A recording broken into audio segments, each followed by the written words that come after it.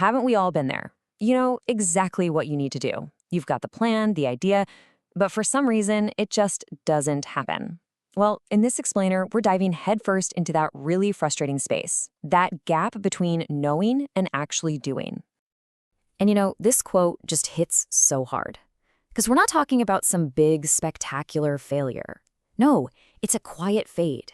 It's all that potential just disappearing in that little pause between thinking about it and acting on it. And if you're not paying attention, that quiet little pause can end up defining your whole life. So let's really put a name to this thing. What is the knowing-doing gap? Look, it's not about not wanting it enough, and it's definitely not about not having enough information. It's that hesitation, right? It's that moment you choose the comfort of standing still over the discomfort of taking that first step. And honestly, it's one of the most human things we all experience. This slide just lays it out so perfectly, doesn't it? On the left, you've got the life of good intentions. The language is all about I could've, I almost, I was planning to. But on the right, that's the life of results. And it's defined by just two powerful words, I did. The only thing separating those two columns is action. That's it. I mean, think about it. We're practically drowning in information today. You want to learn something? There are endless books, courses, videos. It's all right there. If knowing were the only thing that mattered, wouldn't we all be super successful, fit, and happy? But we're not. The real challenge, the real bottleneck, isn't figuring out what to do. It's actually doing the thing we already know. Here's a great way to think about it. Knowledge is just the seed. It has all the potential in the world locked inside, but it means absolutely nothing if it just sits in the bag on a shelf. To get the harvest, to see any results at all, you have to get your hands dirty. You've got to plant the seed. You have to act. Okay, so if we know what to do and we have the seed, why do we get so stuck? Let's talk about the sneaky traps that keep us just circling the runway, We're preparing and planning and revving the engines, but we never, ever actually take off. This brings us to a really crucial point. Motion feels good. It feels productive, right? Reading another article, making a more detailed plan, watching another tutorial, it all feels like you're moving forward. But here's the hard truth. Motion is not the same as progress. Progress only happens when you actually push the throttle forward and get that plane off the ground. This is the perfect way to describe it. It's the illusion of progress. Our brain gets this little hit of satisfaction, the same kind it would get from actually doing the work, but we didn't have to do anything difficult.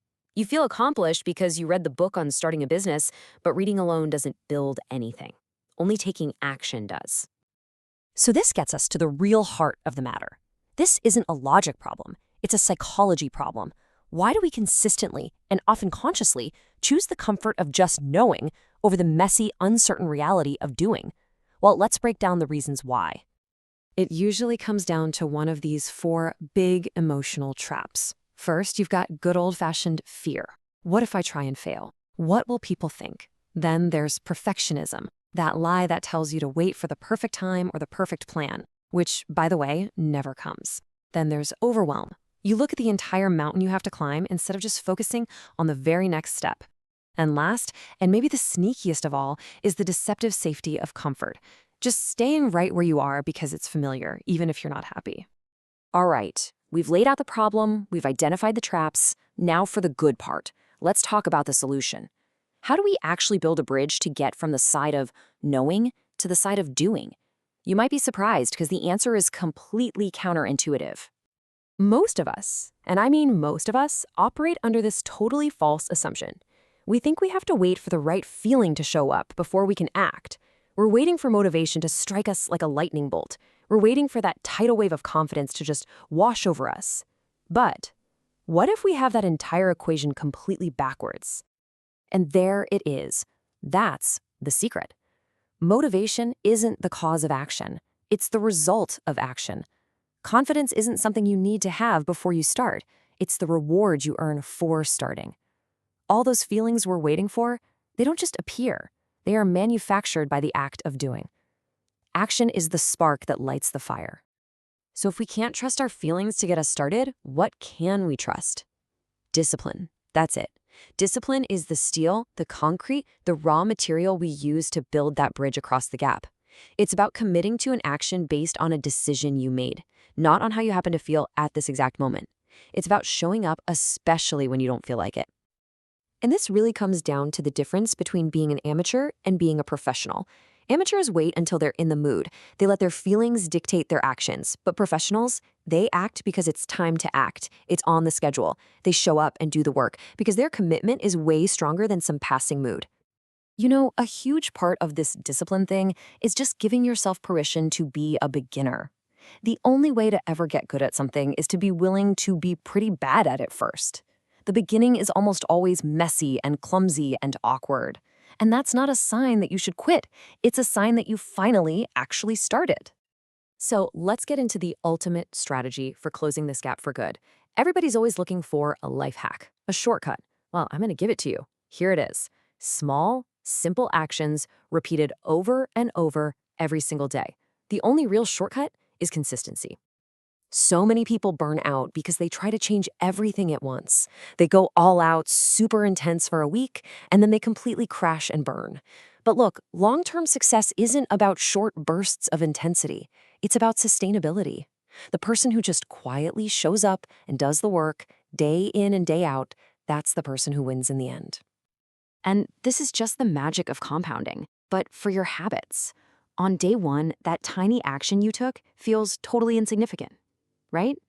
Even by day 10, you might be thinking, is this even doing anything? But you just keep showing up. And by day 100, the change, the growth, it's undeniable. It's a massive result built on a pile of those tiny, seemingly insignificant efforts. You know, the ultimate goal here isn't to have to fight with yourself every single day forever.